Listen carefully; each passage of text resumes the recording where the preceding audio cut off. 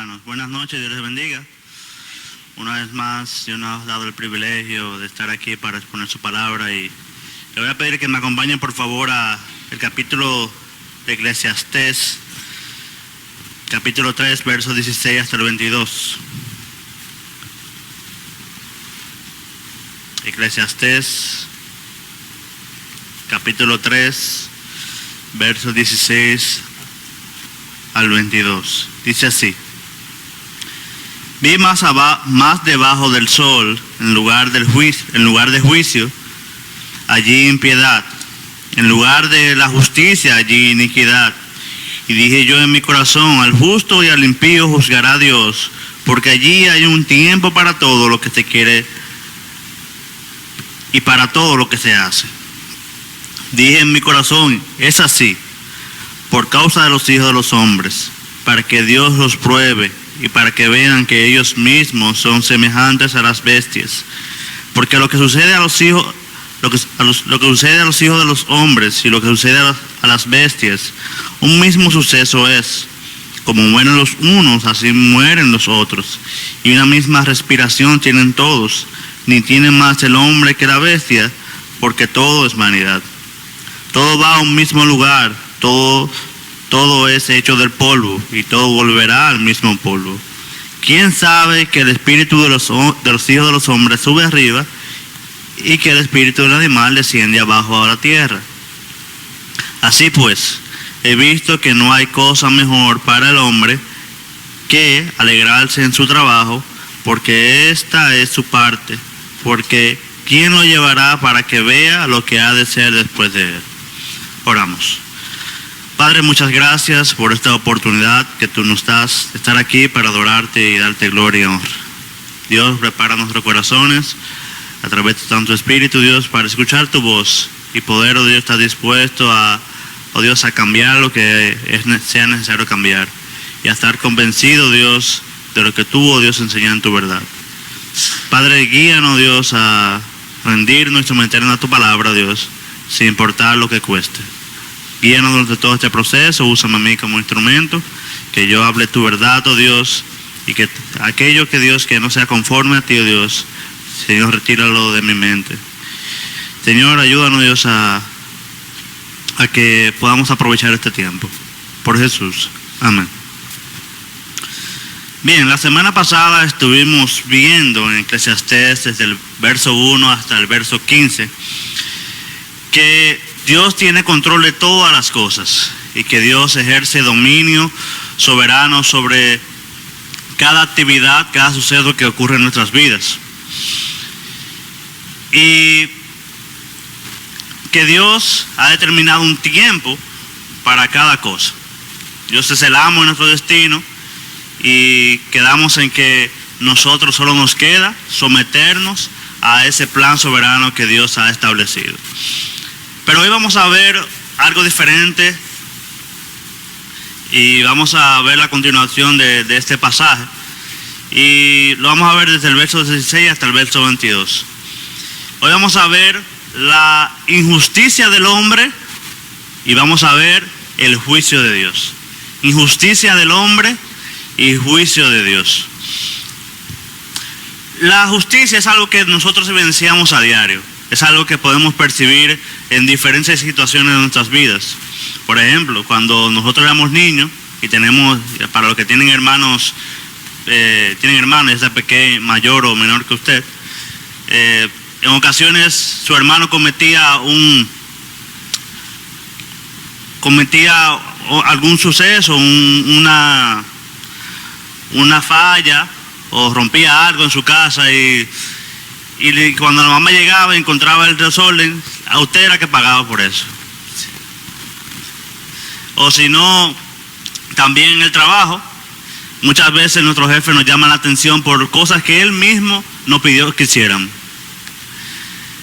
O cuando estamos en un banco o en cualquier lugar y estamos haciendo la fila y vemos que una persona que llegó último que usted viene y tiene una cuña alguien que conoce dentro del lugar y le dan el puesto primero que usted.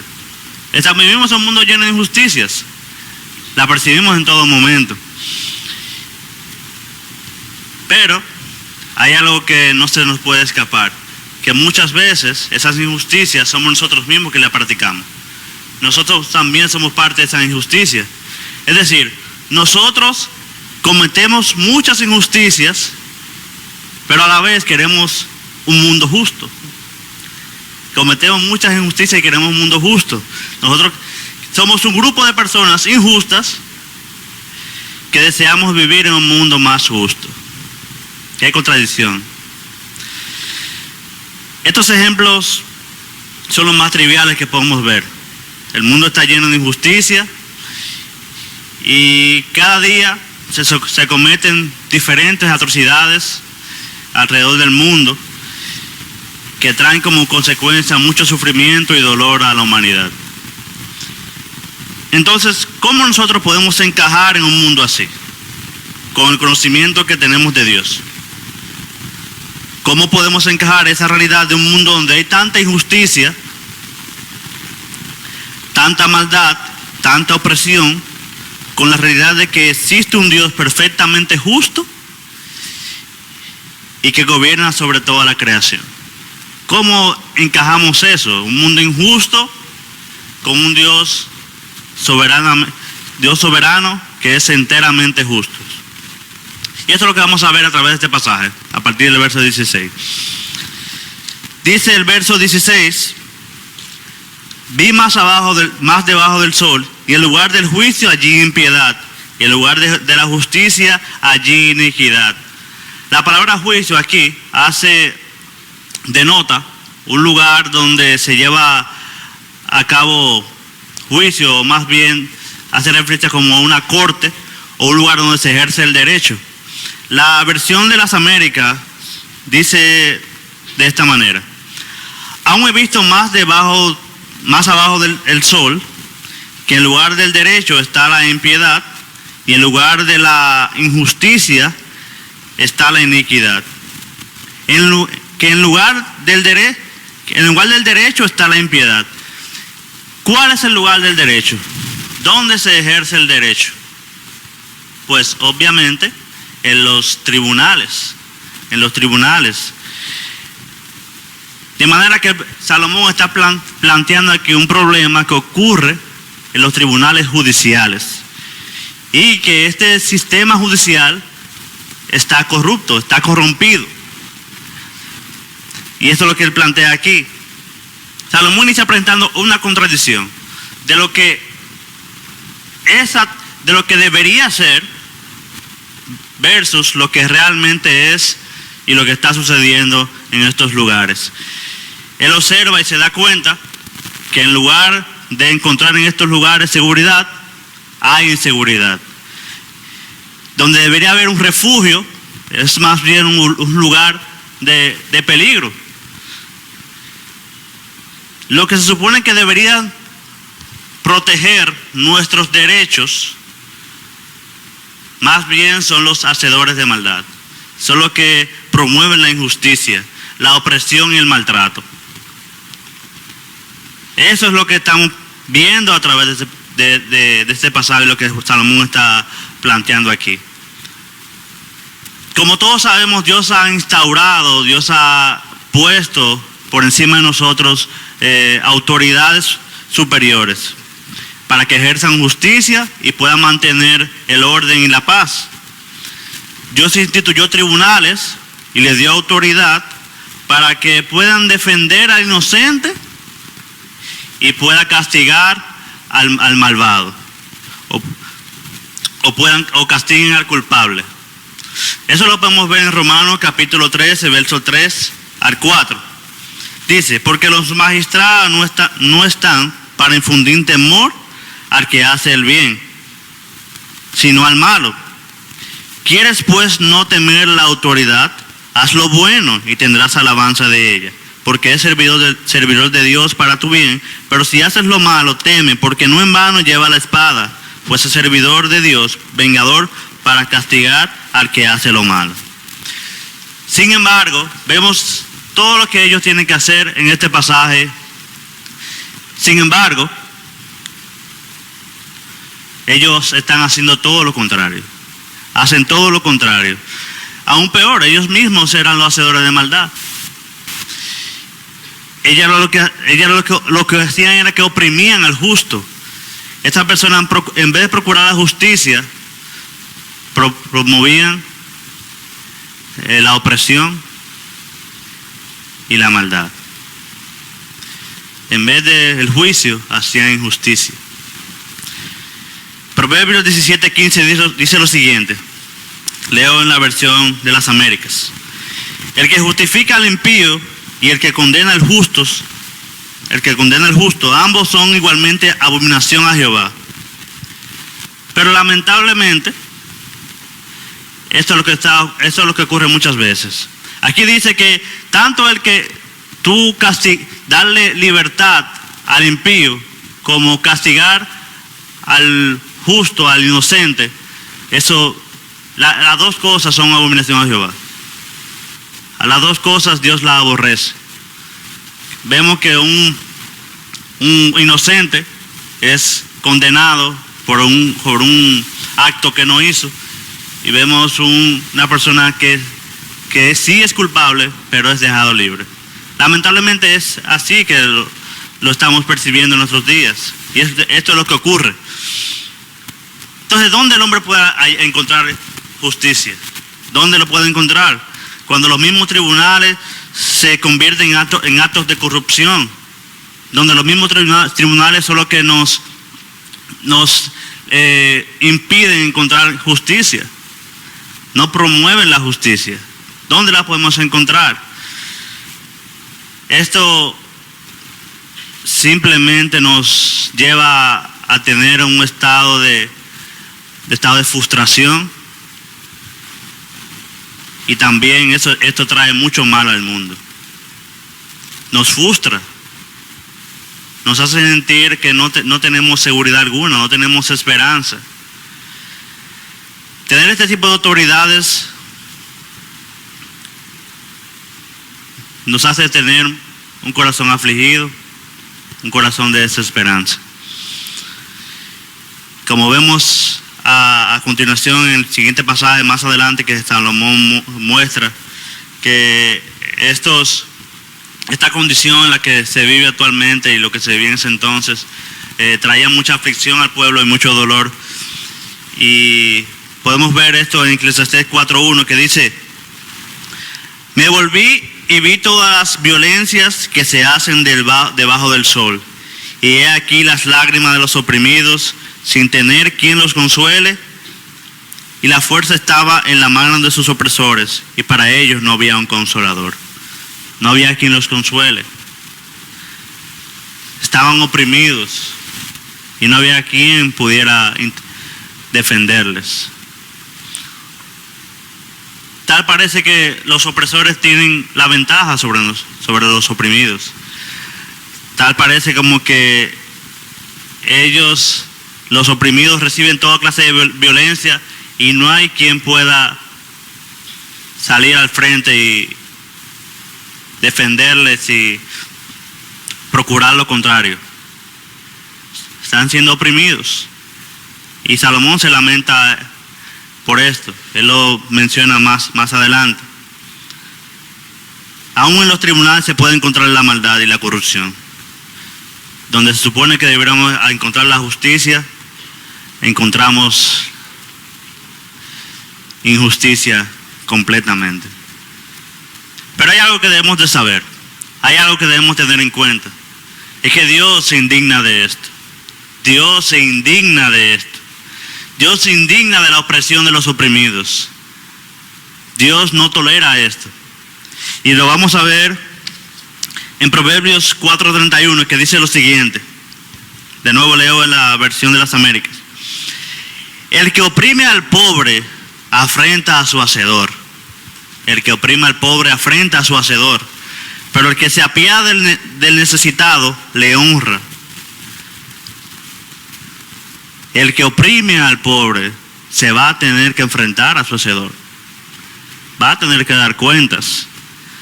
Dios toma esto como una ofensa personal. Dios los toma para sí. El opresor no se saldrá con la suya. Tendrá que dar cuenta con su hacedor. Un ejemplo que vemos en la Biblia de opresión absoluta. ¿Quién recuerda Jezabel y Acab? Acab mira una viña, la viña de Nabot. Él quiere la viña, pero Nabot no quiere vendérsela. Y sale, Acab se retira triste, acongojado por esta situación. Y Jezabel lo encuentra así: oye, ¿por qué tú lloras? No, que yo quiero una viña y no pude conseguirla. Pero muchacho, pero tú eres el rey, tú eres el que gobierna, tú eres el que manda. ¿Y cómo que tú no puedes conseguir eso? Tú verás ahora. Mandó a matar a Nabot. Mira, aquí está tu viña. Esos son los niveles de opresión que nosotros vemos.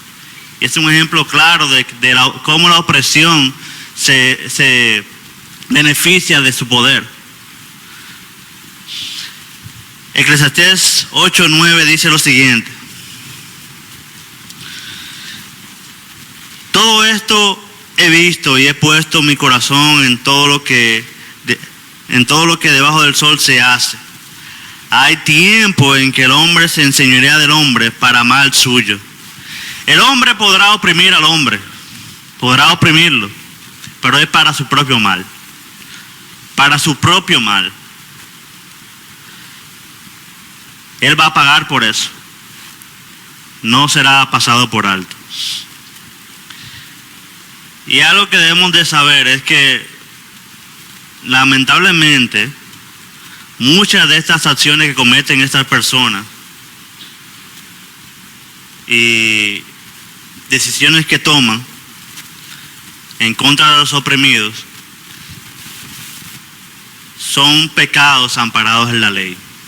Son leyes que se han aprobado y le permiten oprimir al pobre y a los menos afortunados. Pero la Biblia también tiene respuesta contra esto.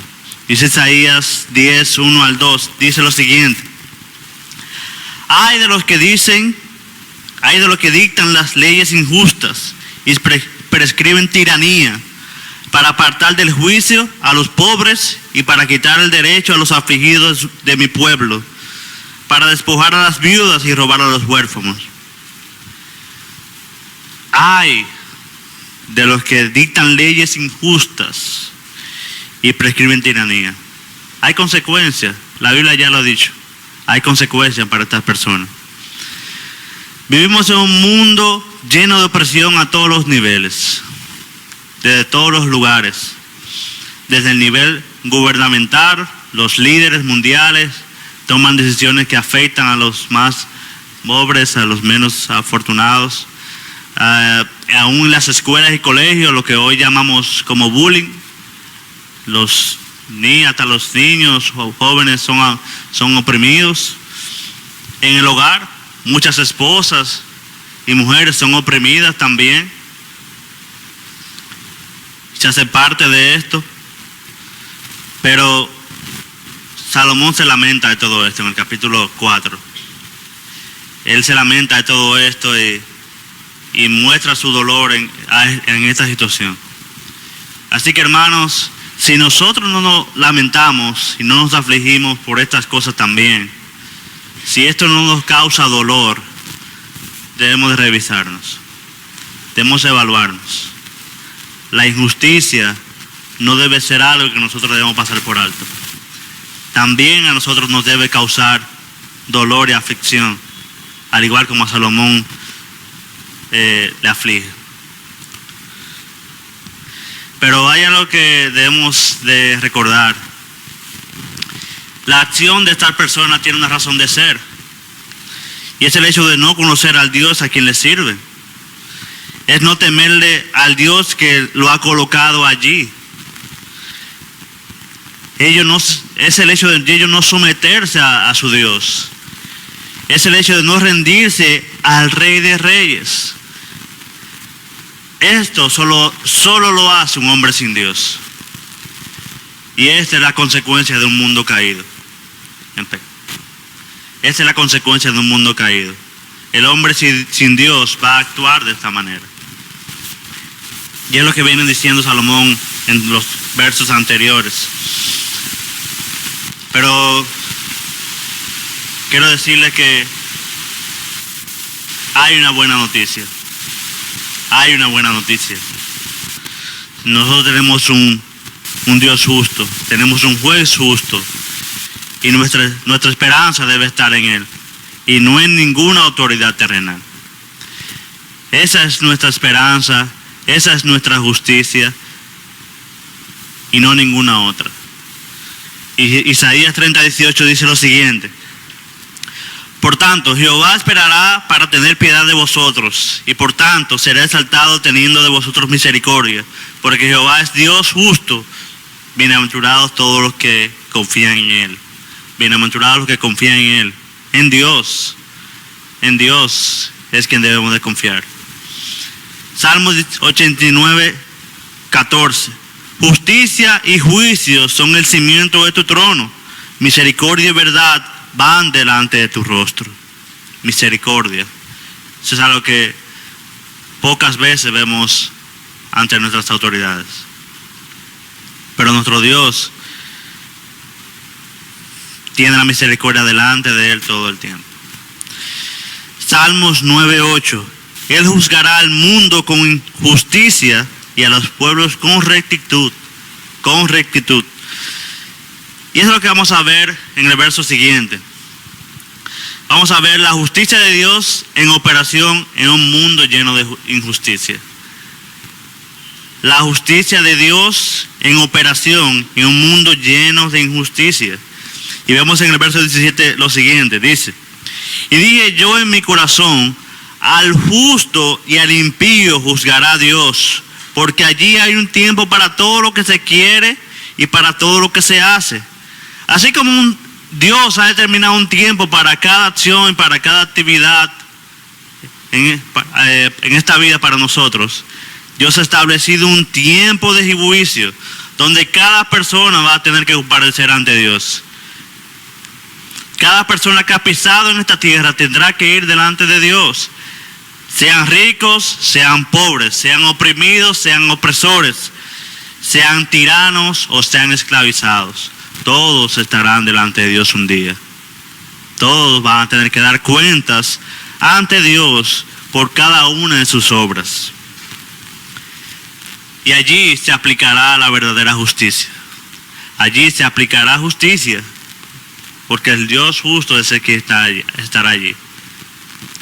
Y esta es nuestra esperanza. Habrá un juicio final. Saber esto, que habrá un juicio, que Dios ha establecido un tiempo de juicio, no debe darnos la sensación, o no debe llevarnos a cruzarnos de brazos ante las injusticias de este mundo, como decía anteriormente. La opresión que nosotros vemos alrededor de nosotros, mientras esperamos la justicia divina, nosotros no podemos quedarnos de brazos cruzados mientras Dios viene a hacer juicio. Dios nos ha dado un rango de acción, una influencia alrededor de nosotros, y es allí donde nosotros debemos observar y ver donde nosotros debemos oponernos a la injusticia y a la opresión. Dios nos ha concedido eso. Dios nos ha dado la oportunidad de poder aplicar justicia y luchar contra la opresión, de luchar contra el abuso. Hay algo que podemos hacer como ciudadanos, hay algo que podemos hacer como trabajadores, hay algo que podemos hacer como padres, hay algo que podemos hacer como vecinos, como pastores, como empresarios, y aún a nivel gubernamental, lo que Dios le ha permitido ejercer desde el gobierno. Hay algo que podemos hacer. El hecho de que haya un juicio divino que ha de venir en algún momento no nos debe llevar al descanso, a la pasividad, a llevarnos a cruzarnos de brazos. Dios va a juzgar. No hay nada que yo deba hacer. No, esa no es la actitud. Usted tiene la oportunidad y Dios le ha dado ese regalo de poder representar a Dios donde usted está y procurar la justicia y ir en contra de la opresión que observamos, que es mucha en nuestro tiempo.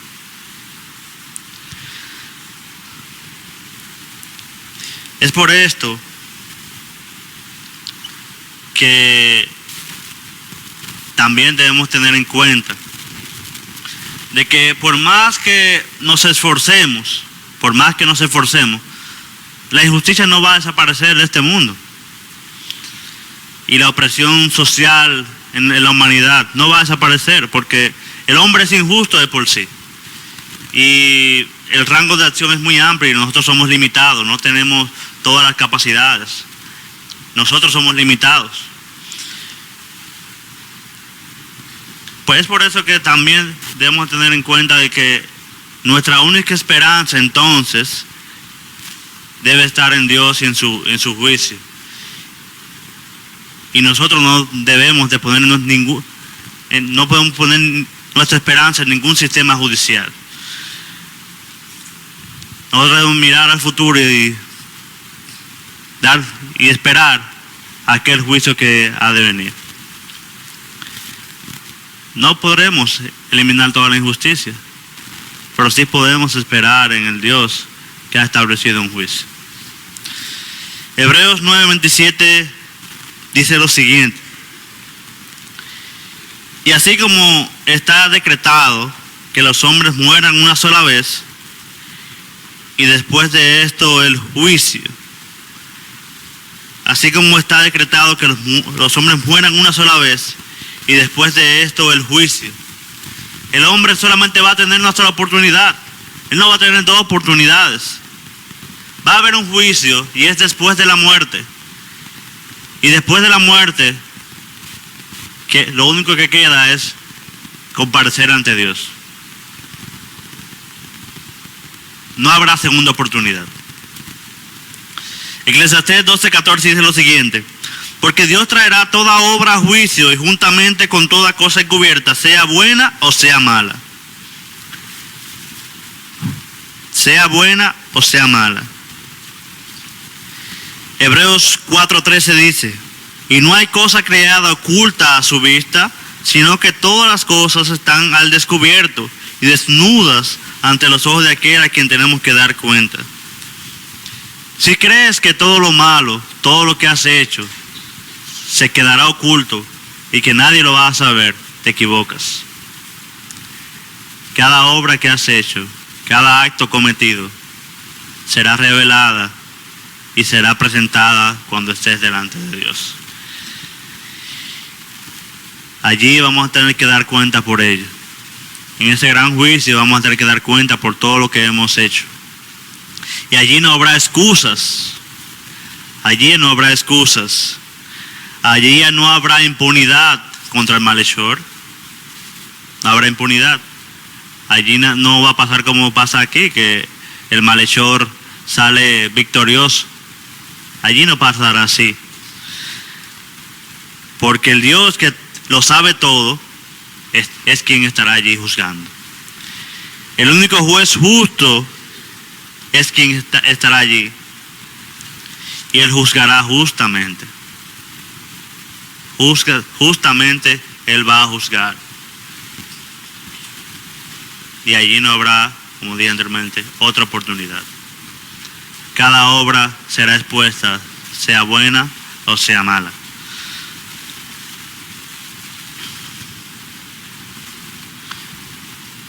Soñamos con un mundo de justicia.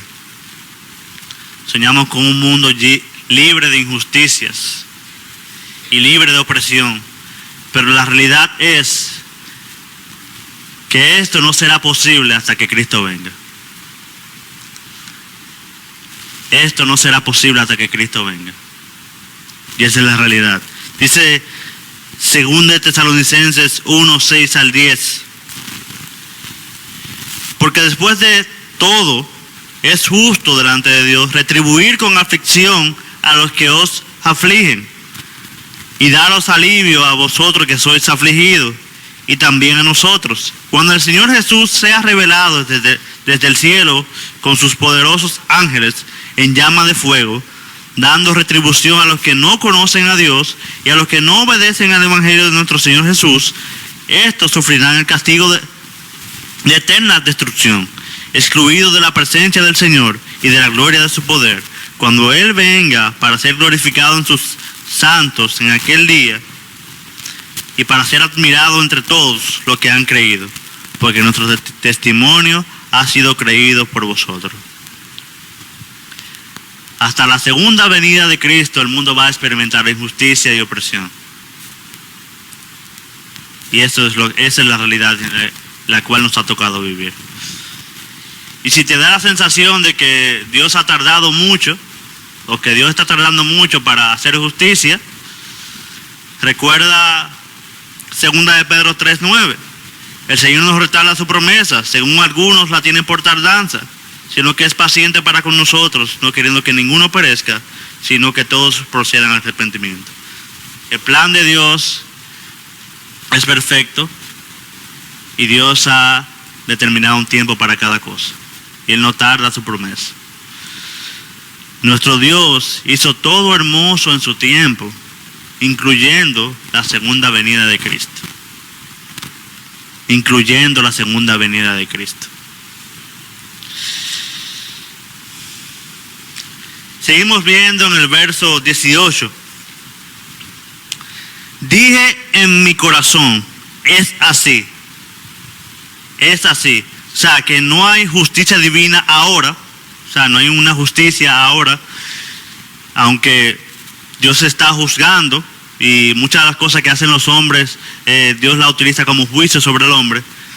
Pero el juicio final no ha llegado todavía. Dije en mi corazón es así, por causa de los hijos de los hombres, para que Dios los pruebe y para que vean que ellos mismos son semejantes a las bestias. Para que vean que ellos mismos son semejantes a las bestias. Lo que Salomón está tratando de decir en este verso, voy a tratar de ser lo más claro posible, es que cuando el hombre pervierte la justicia para su propio beneficio y para su propio provecho y oprime a su prójimo sin misericordia, él en realidad está actuando como los animales. Cuando él acoge la justicia y la pervierte para su propio provecho, actúa como las bestias. La naturaleza bestial del hombre queda claramente evidenciada en este mundo lleno de injusticia. Por eso Salomón dice, Dios está probando al hombre. Y esto no es una prueba en la cual el hombre puede aprobar o desaprobar. Él está poniendo a prueba su carácter para que actuando así,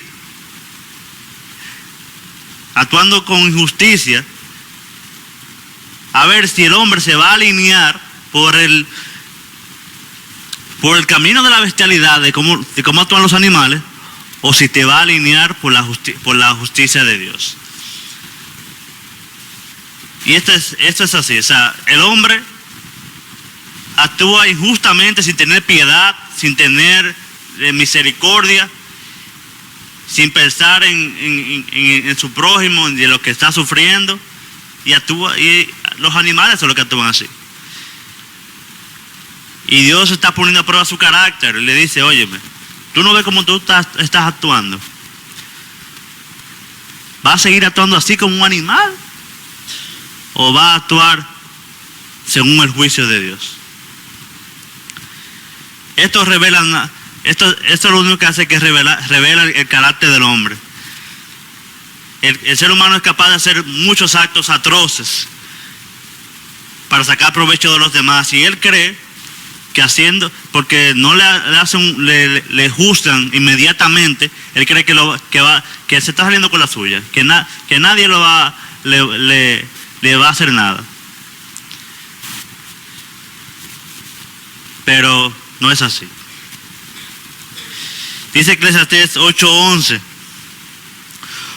por cuanto no se ejecuta luego sentencia sobre la mala obra, el corazón de los hijos de los hombres está en ellos dispuesto para hacer el mal. La injusticia para ellos les funciona. Y como Dios no emite un juicio visible de inmediato sobre ellos creen que pueden vivir así tranquilamente y pueden aprovecharse todo lo que quieran porque nadie le va a decir nada y nadie le emite un juicio de inmediato. Entonces lo que hace es que se vuelve más animal todavía, más bestial.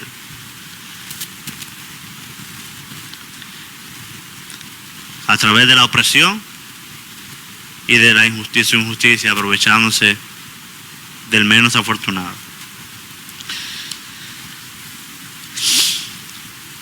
Hay otro aspecto en lo que los hombres son afines a los animales. Dice Eclesiastés 3, 19 al 20. Porque lo que sucede a los hijos de los hombres y lo que sucede a las bestias, un mismo suceso es. Como mueren los unos, así mueren los otros. Y una misma respiración tienen todos. Ni tiene más el hombre que la bestia, porque todo es vanidad.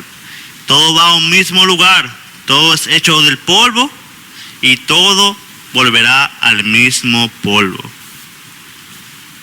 También se menciona algo parecido en Salmo 49, 12. Mas el hombre no permanecerá en honra. Es semejante a las bestias que perecen.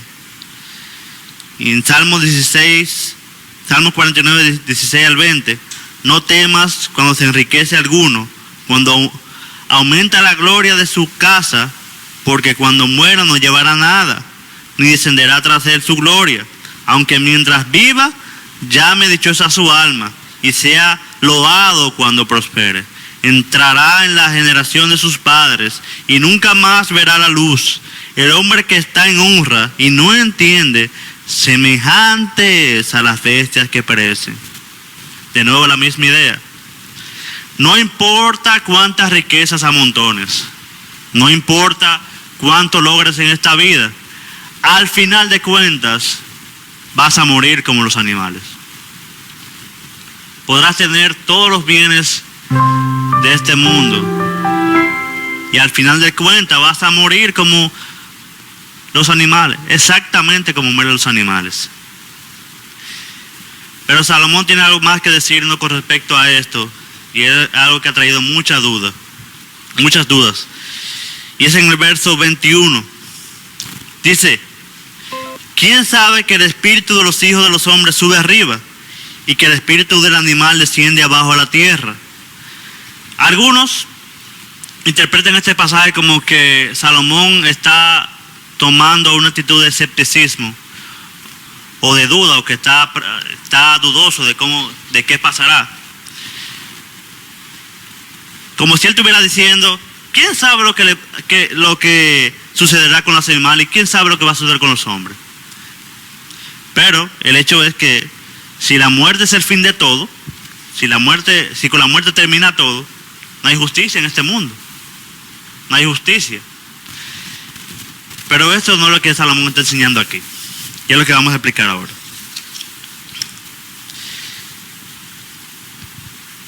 Con esto Salomón no está diciendo decir como que con la muerte se termina todo, porque en primer lugar se contradice con todo lo que la Biblia enseña al respecto. Y en segundo lugar, Salomón se está contradiciendo a sí mismo, porque en los versos más arriba él ha dicho ya que Dios ha puesto eternidad en el corazón del hombre.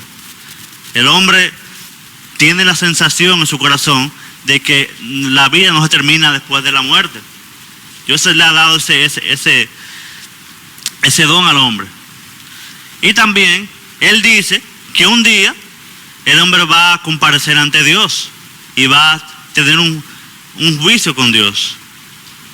Entonces por esto no es a esto que Salomón se está refiriendo, a que con la muerte todo termina. Esto no es una declaración de duda, sino más bien la declaración de un hecho. Salomón está diciendo es que nadie sabe lo que pasa con el alma del hombre cuando muere excepto Dios. Nadie sabe lo que pasa con el alma del hombre excepto Dios.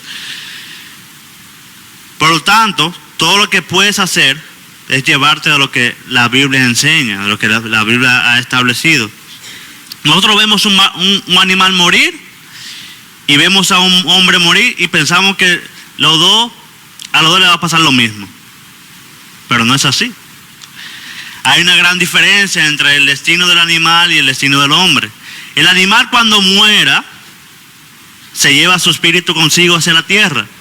Pero el hombre cuando muere, el espíritu de él sube arriba a comparecer contra Dios. El hombre cuando muera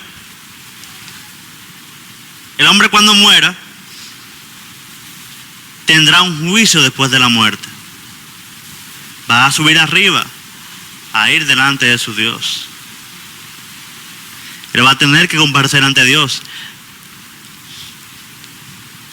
Y esto es una conclusión a la cual el hombre no va a llegar por su propia cuenta, al menos que Dios se lo revele. Al menos que Dios se lo revele, es que podrá llegar a esa conclusión. Por eso él dice, ¿quién sabe?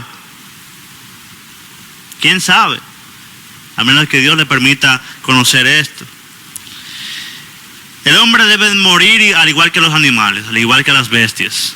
Pero hay una gran diferencia, fundamental. Y es que el hombre debe comparecer ante el tribunal de Dios y el animal no.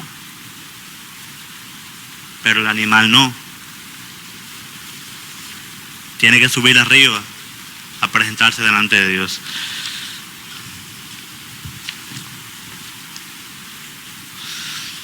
Salomón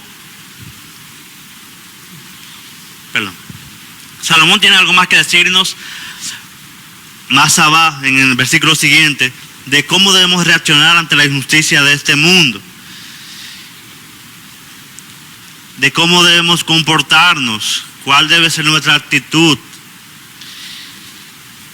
Y él dice que debemos disfrutar de las cosas buenas que Dios nos ha dado mientras estamos aquí en la tierra. Debemos disfrutarlas, dice el verso. Así pues, he visto que no hay cosa mejor para el hombre que alegrarse en su trabajo, porque esta es su parte. Porque ¿quién lo llevará para que vea lo que ha de ser después de él? Salomón quizás, alguno pensará que nos está llamando a una vida despreocupada, una vida relajada. Disfruta. Dios te ha dado riquezas, te ha dado prosperidad, disfruta de ello. Pero no es así. Salomón más arriba ha dicho ya que la injusticia debe causarnos dolor y sufrimiento y nos debe afligir, debe causar una aflicción a nuestro corazón. Y esa es nuestra actitud. Pero también Salomón dice que Dios nos ha dado regalos, dones, para que disfrutemos de ellos. Dios nos ha dado la capacidad de disfrutar del fruto de nuestro trabajo. Y eso lo viene diciendo desde arriba. Dice Eclesiastés 2:24. No hay cosa mejor para el hombre, sino que coma y beba, y que su alma se alegre en su trabajo. También he visto que esto es de la mano de Dios. Dios le ha dado ese don al hombre, de que disfrute de su trabajo, de que pueda gozar de lo que él ha hecho. Es un regalo de Dios. Dice Eclesiastés 3:12 también, que lo vimos la semana pasada. Yo he conocido que no hay para ellos cosa mejor que alegrarse y hacer bien en su vida. Es verdad que no podemos ser insensibles ante la justicia de este mundo, pero al mismo tiempo debemos de sacar tiempo y debemos de aprovechar para nosotros disfrutar de lo que Dios nos ha dado. Debemos de pensar y estar convencidos de que a pesar de todas las injusticias que hay, el mundo está en buenas manos. El mundo está en las manos de Dios. Y esa es nuestra intranquilidad. Por lo tanto, podemos disfrutar de lo que Dios nos ha provisto según su gracia. Podemos disfrutar de ello. Porque llegará el día en que las cosas que deberían funcionar van a funcionar de la manera correcta. Van a funcionar como deberían funcionar. Podemos disfrutar. Hay gente que quizás podrá decir, no me dé ese plato de comida, porque hay mucha gente que está pasando hambre y yo aquí con este plato de comida. No. Si Dios en su gracia le ha permitido disfrutar de esa comida, cómasela. Disfrute de ella. Dios tiene control de todas las cosas. Dios ha establecido un tiempo para cada cosa. Dios tiene un control de aquellas cosas que pasan en este mundo, donde personas quizás no tienen oportunidad de disfrutar de un buen plato de comida o de los beneficios que nosotros tenemos. Dios tiene control de ello también. Nosotros no sabemos qué pasará en un futuro con aquello que hemos trabajado. Nosotros no sabemos qué pasará con lo que hemos amontonado. Y eso es lo que dice en este mismo verso. Y Salomón también dice en Eclesiastés 2:9. ¿Quién sabe si será sabio o necio el que se enseñoreará de todo mi trabajo, en que yo me afane, y en que ocupe debajo del sol mi sabiduría? Esto también es vanidad. ¿Quién sabe que lo que yo deje aquí, quién sabe quién se quedará con eso? Tú no sabes. Disfruta lo que tú tienes. Tú no sabes si el que se va a quedar con eso va a ser sabio para saberlo usar o un necio y lo va a malgastar. Dios nos ha permitido en su gracia disfrutar de esas cosas.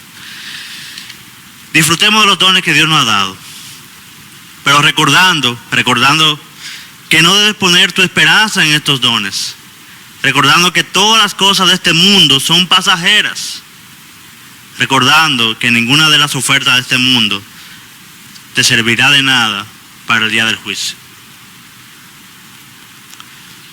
Recuerda Apocalipsis 20, ese escenario donde estarán todos delante de Dios. Estarán los más ricos de este mundo, de toda la historia, sin ninguna de sus riquezas, sin un gran vehículo de lujo, sin sus mansiones, sin todo su dinero. Estarán desnudos delante de Dios, sin nada. Estarán delante de su Creador y van a tener que dar cuenta de todo lo que hicieron. Yo quiero concluir leyendo Apocalipsis 21, 3 al 8. Si lo pueden buscar, por favor. Apocalipsis 21, 3 al 8. Apocalipsis 21, 3, verso 3 al 8.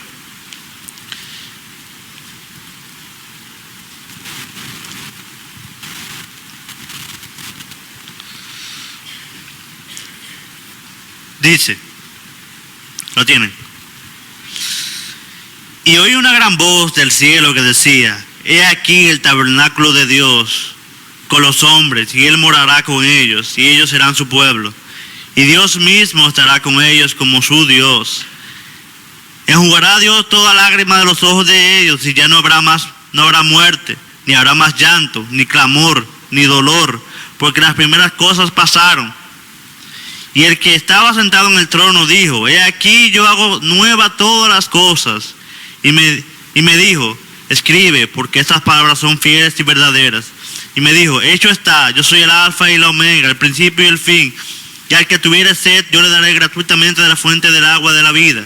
El que venciere heredará todas las cosas, yo seré su Dios y él será mi hijo. Pero los cobardes e incrédulos, los abominables y homicidas, los fornicarios y hechiceros, los idólatras y todos los mentirosos tendrán su parte en el lago que arde con fuego y azufre, que es la muerte segunda. Habrá un día en que nuestro Dios va a establecer su reino, en que Dios va a juzgar y enjugará toda lágrima. Se irá todo el dolor, todo el sufrimiento. Dios mismo va a enjugar nuestras lágrimas. Y el opresor va a ser castigado. Y el oprimido va a tener su parte con Dios. Meditemos en esto. La injusticia nos arropa por doquier. La injusticia nos arropa por doquier.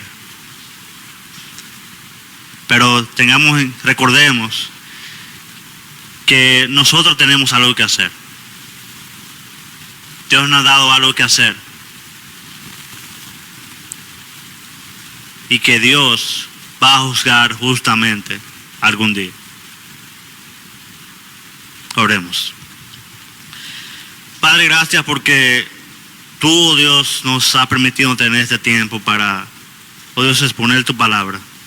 Oh Dios, esperamos con mucha ansiedad ese día en el que tú vas a venir por segunda vez para establecer, oh Dios, tu reino y hacer juicio, oh Dios, contra los opresores, contra todo aquel que se opuso a tu verdad y actuó en contra de tu voluntad.